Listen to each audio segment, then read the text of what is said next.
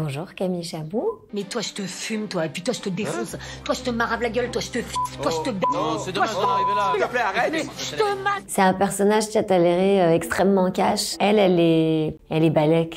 Elle s'en fout vraiment de ce que les gens pensent d'elle. Désolée les meufs, pardon. Vous la verrez plus. En même temps, on l'a déjà beaucoup vu. Elle assume complètement ses désirs, ses envies et tout en étant un personnage très fort en comédie. Coucher avec un seul gars, à notre époque? On est où là? Et ça m'a fait vraiment du bien de la jouer et de rentrer dans le cerveau des gens ou dans le cœur des gens. Je vais pas dire dans la chatte des gens, mais avec ce perso. Elle va me manquer ma victoire. Je sais que ça se voit pas, mais j'ai un cœur au-dessus de ma chatte. En fait, j'ai jamais été esclave des réseaux sociaux. J'ai jamais été totalement addict et tout. Et dans les moments où je fais des choses très vues ou très relayées ou très regardées, j'ai un réflexe naturel vraiment que je ne maîtrise pas, de m'échapper complètement. Donc au moment de Tchattaléré, je n'ai pas du tout utilisé les réseaux sociaux. À tel point que je ne sais même pas si les gens faisaient le lien entre Camille Chamou et Tchattaléré. J'espère juste que t'aimes les femmes comme moi j'aime la sien. Chaude.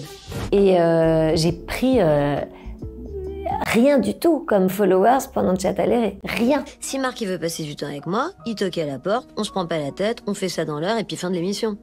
Je prends mon chèque et je me casse. J'étais Tchattaléré, c'était pas Camille Chamou, donc il n'y a pas eu une superposition trop importante. Après, ça fait quand même 6 ans qu'on me reconnaît pour Tchattaléré, mais c'est toujours très sympathique. Moi, c'est un personnage que j'adore, qui est hyper frondeur et hyper moderne, je trouve, et nouveau, et donc je l'adore. C'est ma sœur, elle est à l'intérieur de moi. Le mot réseaux sociaux, enfin l'expression réseaux sociaux, ça m'évoque méfiance. Mais moi, je suis actrice, donc j'ai pris le parti il y a longtemps de ne pas regarder les réseaux sociaux. Désolée. Ah, ça ne me pose aucun problème d'être sur les réseaux sociaux. Je trouve ça tout à fait normal d'aller vers les gens et c'est la façon de communiquer maintenant, de se rapprocher des gens et de communiquer sur les réseaux. C'est archi normal et contemporain. Par contre, moi, je vais pas du tout voir ce que les gens disent. Jamais. Je trouve que l'intérêt des réseaux sociaux, c'est de pouvoir divulguer des infos qu'on n'ose pas aller chercher ou qu'on ne sait pas comment obtenir. Je trouve que c'est hyper important de sensibiliser les gens. Alors les maladies féminines comme l'endométriose ou l'adénomiose, c'est vraiment spécifiquement des maladies qui ont été longtemps honteuses ou mal connues. Chaque fois que j'ai mes règles, je m'évanouis. Si je ne prends pas un traitement ou si je ne les suspends pas. Car j'ai une adénomiose qui est une forme précise de l'endométriose. Donc j'ai trouvé ça chouette de pouvoir servir cette cause-là. Après, voilà, je suis marraine par exemple de l'Armée du Salut, qui est une association et une fondation fantastique qui fait des tonnes de choses pour l'inclusion des personnes en difficulté. Et les réseaux sociaux, c'est l'occasion d'en parler, c'est l'occasion de faire connaître aux gens des actions. C'est super, pour ça c'est super. Et dans les projets culturels qui nous tiennent à cœur, on sait que les réseaux sociaux, c'est la poudre et tu mets le feu et c'est super quand c'est ce feu-là qui est un feu de joie. Après, moi, j'ai eu beaucoup autour de moi de gens qui ont souffert des feux plus dramatiques déclenchés par les réseaux sociaux. Du coup, j'ai un rapport très distant, avec une juste distance. Je peux complètement m'en absenter, voilà. Il y a ce film de Spielberg, Ready Player One, où tout le monde est un peu comme dans la Matrice, quoi. Où tout le monde est en train de jouer aux jeux vidéo et plus personne n'est dans la réalité. Enfin, les gens ont du mal, en tout cas, à vivre leur vraie vie et vivre dans le jeu vidéo. Moi, à chaque fois que je suis dans la rue, au café, dans le métro, n'importe où, je me dis toujours, mais c'est fascinant à quel point on est dans Ready Player One. Les gens, maintenant, ont tous leur casque. Il n'y a plus personne qui n'a pas ses oreillettes ou son casque. Et en fait, tout le monde est connecté à sa réalité parallèle et du coup, il y a quand même un truc où effectivement, tu as envie d'arracher tout par moment et de dire hey, parlez-vous, regardez-vous. C'est pour ça que moi, je fais du théâtre et j'en ferai toute ma vie. Parce que le théâtre, c'est quand même le moyen de faire son art en connexion directe avec les gens, de vivant à vivant. Et je dis ça, je fais la série Ghost qui traite beaucoup des morts et des fantômes. Mais c'est important les vivants. Nous devons faire fuir le couple. Et si on les hantait? C'est vrai, on est des fantômes après tout.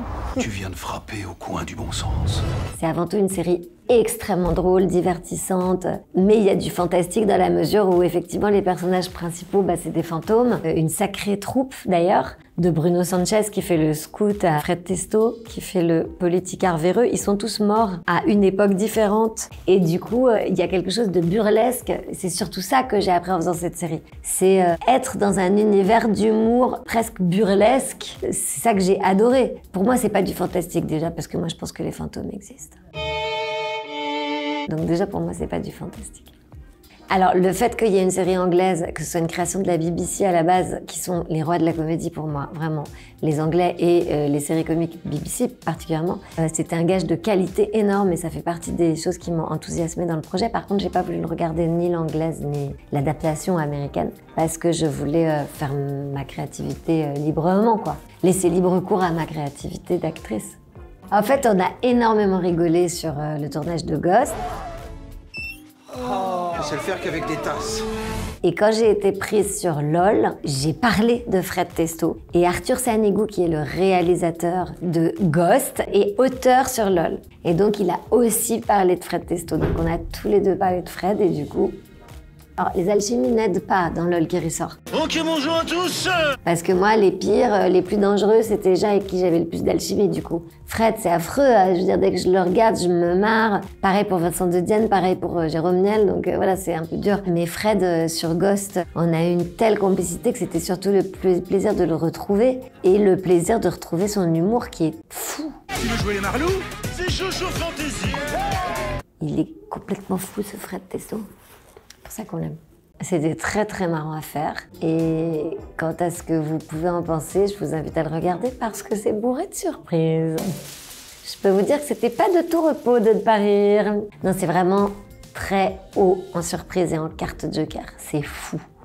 Les cartes joker étaient folles. Non, c'était vraiment très très fort.